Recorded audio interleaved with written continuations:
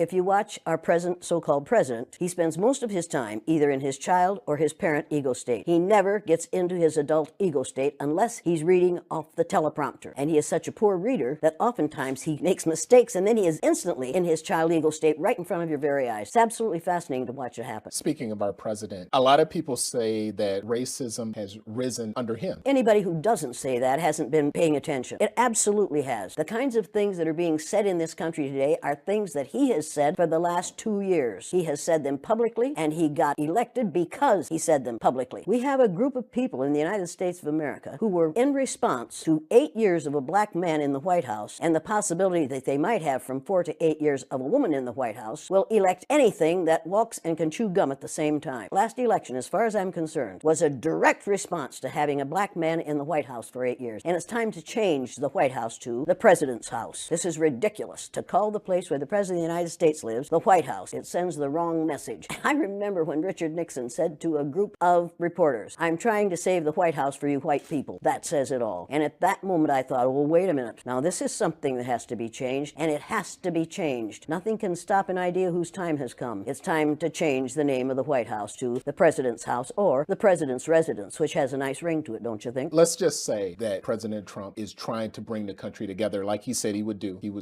Wait a second. He's trying to bring the country together. How would he go about doing that? Resign. If he really wants to bring the country together, all he has to do is resign and take his, with him, the second in command, the vice president. That would bring the country together. But right now, the only way he can bring the country together is put somebody else in the president's office. He does not know how to be a president. He does not know what legislation is about. He does not know how to do this job. He didn't intend to get this job. And had it not been for the Electoral College, he wouldn't have this job. Mrs. Clinton won the popular vote. The only reason we have this person as the President of the United States right now is because the members of the Electoral College didn't do what that Electoral College was designed to do. Thomas Jefferson designed that to make sure that no one who was unfit for that office would ever be elected President of the United States. The Electoral College last year absolutely defeated that. You criticized President Trump. Did I?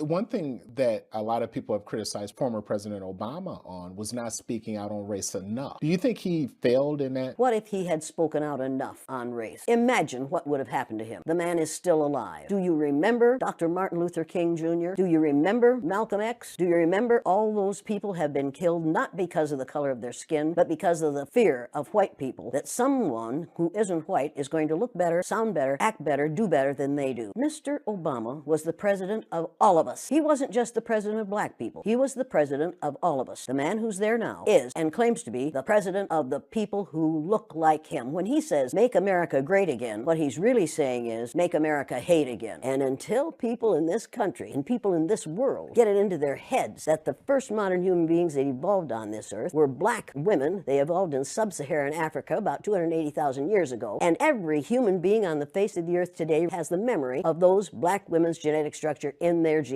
Now, we don't want to admit that, but that's the way it is. As people moved farther and farther from the equator, their bodies produced less and less melanin, so their hair, their skin, and their eyes got lighter. As they moved into the east, they ate a lot of fish and a lot of vegetables, so their skin took on a different tone. You don't really want to get me started on this because I do want to get you started. I'm really angry about how we are miseducating the American mind.